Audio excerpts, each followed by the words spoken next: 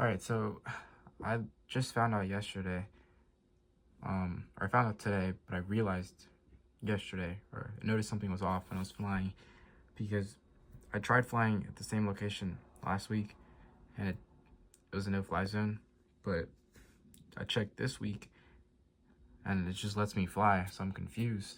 Obviously, I fly.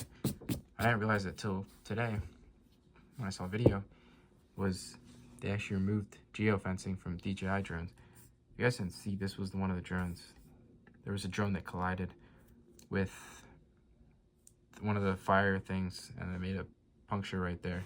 Thankfully, nothing was like fatal or anything, but yeah, like don't be dumb like that when you're flying. But I'm glad that they did remove it. They just removed all the DJI drones. I don't even know what this video is, but I watched this video already. So they removed all of them. The comments, they're pretty fair, but it's also kind of funny because DJI hosts about 90% of the market. Just read somewhere on this post of the drone market, which is crazy. And because the US government is like, they're like thinking about kind of banning the drones from like being able to, like any new drones from being able to be sold in the US. And yeah, like I agree with that. Like, don't fly like a moron. But I'm kind of glad that they kind of left it up to like the person to be able to decide it and not just have like some restrictions about it straight up.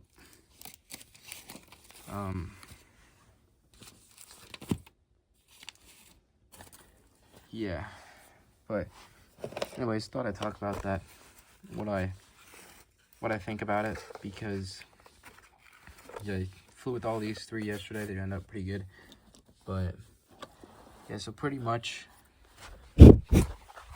where I'm at is used to be a 60-meter zone, but now it's just, they'll tell you and it's just a warning, and you can pretty much do whatever. And if anything happens, it's the responsibility of you. Obviously, it's not going to be DJI's fault, but I'm kind of glad they did this because I didn't really like the no-fly zone areas and stuff. I kind of felt like it was unreasonable, especially in some areas. Like, I'm not saying like you should be able to go fly right next to an airport and go crash into a plane. I'm just saying, like, if you're like pretty far from the airport and you're not going like super high, like as long as you're being fair about it. But I would like to hear some input on this. Like, how low are planes? Like, if you're not right next to the airport, like if you're under 60 meters, like under, let's say like 120 meters max, like is there a chance that you hit a plane or like a helicopter? Because I've been looking on like flight radar and stuff too, but like it's hard to tell how high the plane is. But I'm gonna do some more research, and obviously with experience I'll be able to find out. But yeah, as long as you're not like directly next to an airport, like if you're flying and you're not like super high, like is it really a threat is what I'm wondering. Like obviously as long as you're not like in an area like with the wildfire stuff, I could show you like you're not, there's not like low planes that are in need of stuff. And obviously if you're, no matter how low you are, there's still a chance because of how low the planes themselves are flying to be able to get the fires. But yeah, let me know what you guys think about that, the geofencing. I'm glad they took it off. It's not like a get out of jail free card. Like, this doesn't mean you can just do whatever you want, but it gives you more flexibility. And also because some of the zones, they were not perfect, so like I just felt like there were sometimes I could just fly and there wasn't really any planes. Like if you're quick about it too, and you're like aware and being smart about it, I feel like you should be able to fly as long as you're responsible. But one of the videos I watched, like the one I just pulled up, did mention that if somebody fucks up, it's gonna mess it up for everybody else, which is one thing that I am concerned about a little bit, because the barrier of entry on these are pretty low, like in terms of money wise, especially the lower end ones. Like this one, 150, like that is a lot of money, but it's not a lot of money for somebody to go impulse buy it and an influencer, and then they go crash into a plane or crash into an accident scene or do something that they shouldn't be doing, and then that's going to make a bad name for everybody else. Same thing with motorcycles, same thing with guns. It's super unfortunate. Same thing with fast cars. There's going to be one person who does something super bad and ruins it for everybody else, because then they associate it with that.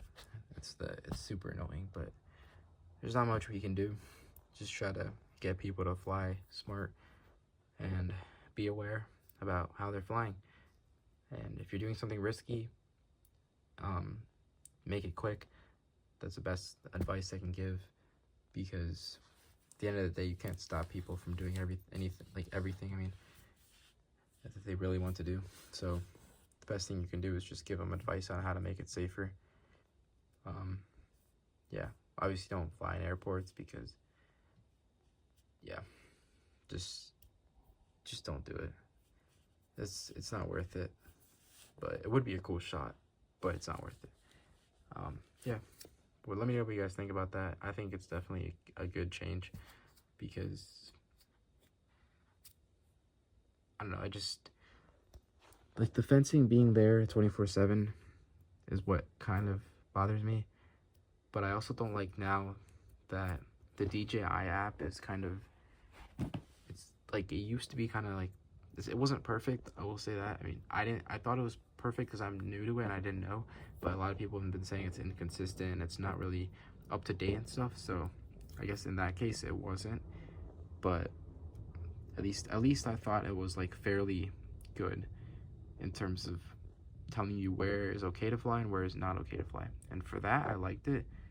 But now it's just the whole area is just a yellow zone, which I wish they kept the coloring, because now they just give you a warning and let you fly. But I wish that they kept the coloring, because it would have helped to be able to like just see where is like more riskier than which area is more. But there's other apps, but I just feel like that's gonna make it more confusing for people and kind of mislead people into thinking that they're okay to fly here, even though it says it's a liability and warning zone, but they think it's okay. And they don't really have information on how high they should go and stuff. But obviously you have to do some more flying to really see what the interface is looking like. But as of now, I feel like that part I don't like. Thankfully it happened after I flew for a little bit, so I kind of have a general idea of how and where to like keep my altitude and stuff for when I am flying in specific areas. But yeah, there's another app. The one I just got, or the one I tried first, was Blue Fly, BL4 Fly. It's by the FAA, but that one, it's like going through some changes or something, so they took me back to the website. I ended up downloading Aloft Air Control. I don't know why, but their ratings on Apple are pretty bad. It's like 2 stars, but the app seems pretty good. I'm just going to be using it for reference, because it kind of has a better grid lock area.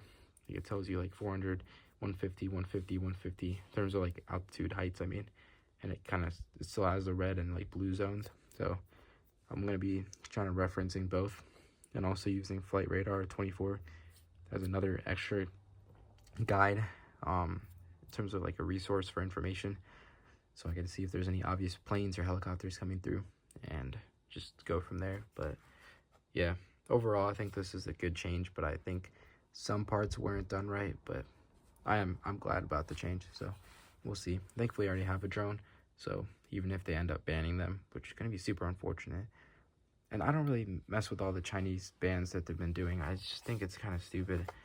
Like, you can't really ban something forever. There's always going to be workaround. Even with the TikTok ban, there's already an app that people are already moving through, Red Note. I mean, obviously it's been there before, but that's what I mean. Like, it's like a groundhog thing.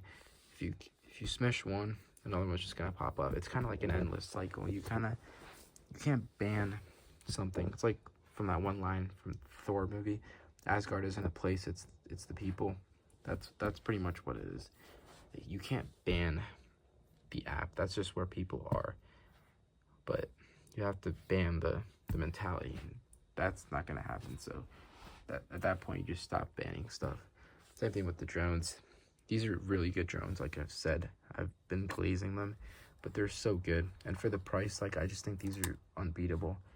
The fact that I dropped this too, it's still perfect condition pretty much and flies great. And the fact that you can also swap the blades really easily too, everything about this just makes me really happy.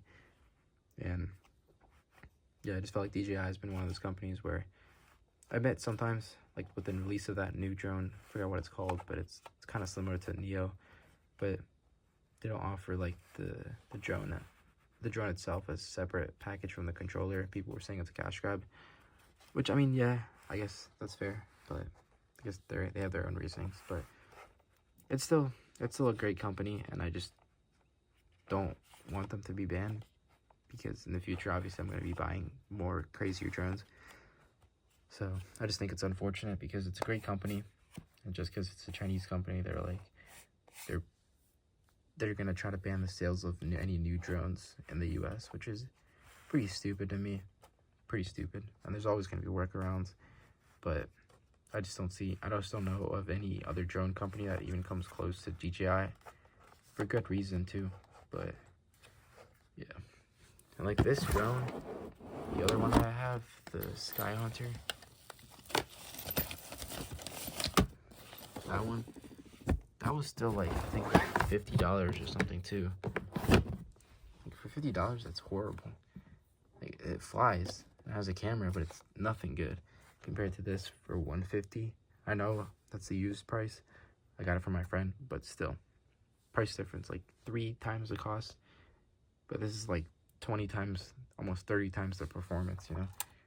So, yeah, I just love drones. I love flying them. It's crazy. But let me know what you guys think about that. I don't know. I'm mixed about it, but I'm more happy than upset. But we'll see. All right, later.